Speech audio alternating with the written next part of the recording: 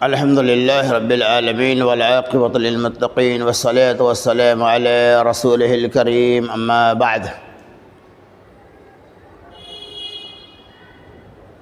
قال رسول الله صلى الله عليه وسلم أفضل الصيام بعد رمضان شهر الله المحرم رواہ المسلم۔ میرے دوستو، بزرگوں، عزیز ساتھیوں، جیسا کہ آپ اس بات کو جانتے ہیں کہ ماہ محرم الحرام اسلامی سال کا پہلا مہینہ ہے اور اسلامی سال کا کیلنڈر سن ہجری کہلاتا ہے۔ اس مہینے کا تعلق ہجری سن سے ہے اور اس کا آغاز ماہ محرم الحرام سے ہوتا ہے۔ بڑے افسوس کی بات ہے کہ ماہ محرم کا آغاز ہوتے ہی ہندوستان کے مختلف کونوں کے اندر، مختلف گوشوں کے اندر نوح و ماتم کا بازار گرم ہو جاتا ہے، ڈھول تاشے کی آوازیں گونجنے لگتی ہیں اور لوگ ماتمی لباس پہن کر اپنی محبت کا اظہار کرنے لگتے ہیں اور لوگوں کے اندر تصورات، یہ توہمات اور یہ خیالات ہے۔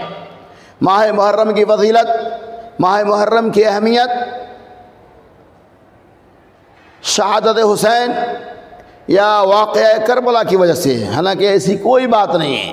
کسی کی شہادت کی وجہ سے ماہ محرم کا کوئی مقام یا کوئی شان نہیں ہے، بلکہ ماہ محرم کی فضیلت کے لیے یہی کافی ہے کہ اسلامی سال کا پہلا مہینہ ہے جس کا آغاز ہی محرم الحرام سے ہوتا ہے۔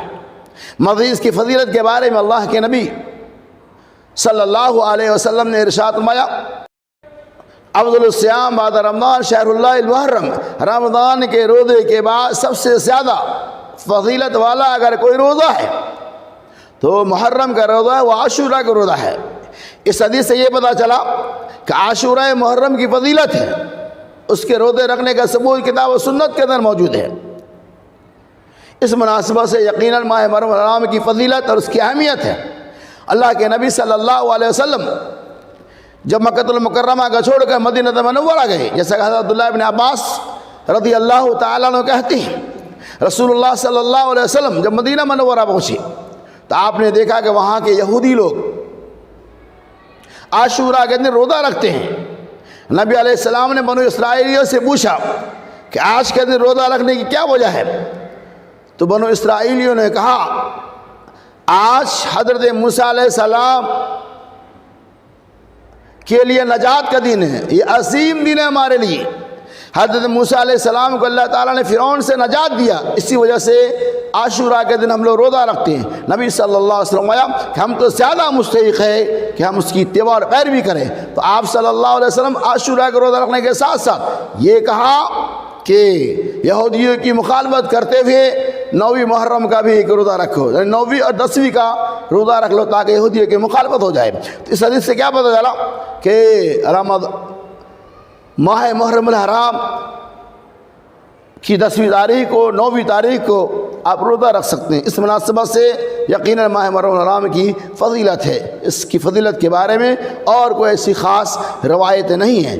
تو اللہ سے دعا ہے کہ اللہ تبارک و تعالیٰ اس ماہ محرم کی جو فضیلت کتاب و سنت کے اندر موجود ہے اس کے مطابق ہمیں اس کی اہمیت کو سمجھنے کے ساتھ ساتھ اس ماہ محرم کے روزے کے اہتمام کی توفیق عطا فرمائے۔